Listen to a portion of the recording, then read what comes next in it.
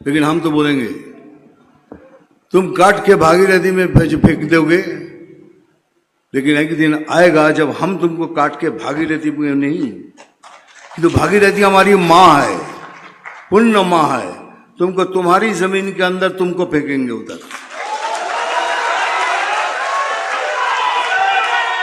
इसीलिए बार बार कह रहा हूं, हम कुछ भी करेंगे, कुछ भी।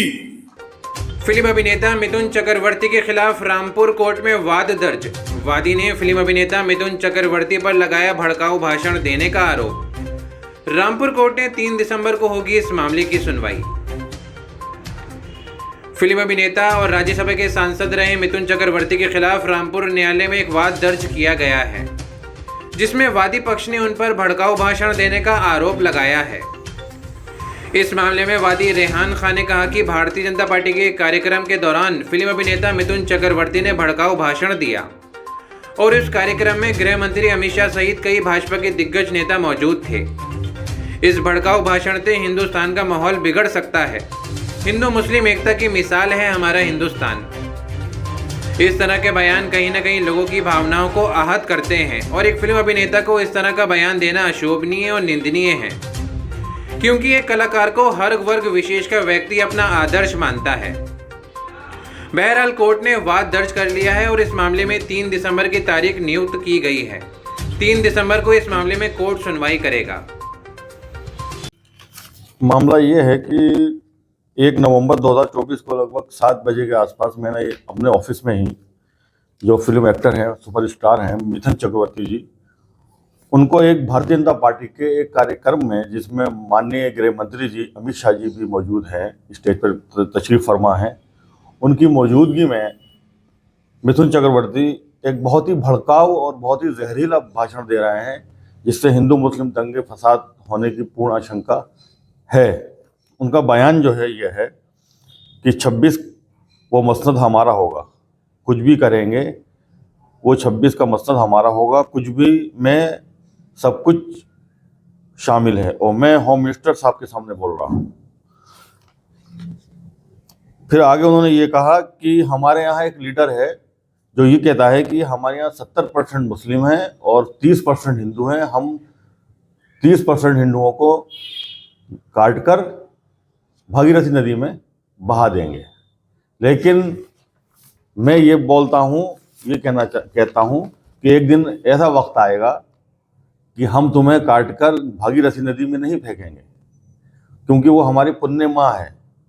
हम तुम्हें काटकर तुम्हारी ज़मीन में ही फेंकेंगे।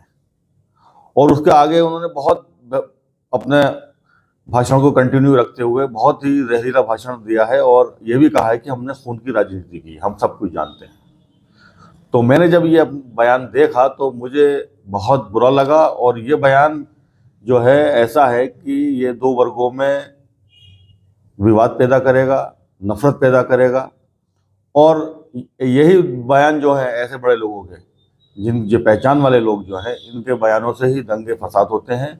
और आप जानते हैं कि इस वक्त देश में कोने कोने में क्या हालात हैं, नफरत के कारण ही आज दंगे फसाद हो रहे हैं। और एक जो संभल का मामला है वो भी इसका ही एक तरीके से उदाहरण है। अब आपने क्या किया? मैंने जो है माननीय न्यायालय में, पहले तो मैंने थाना और एसपी साहब को दरख्वास्त दी। जब मेरा मुकदमा नहीं लिखा गया तो मैंने फिर माननीय न्यायालय में एक केस फाइल किया है, जिसमें मैं वादी हूँ। और न्यायालय ने इसमें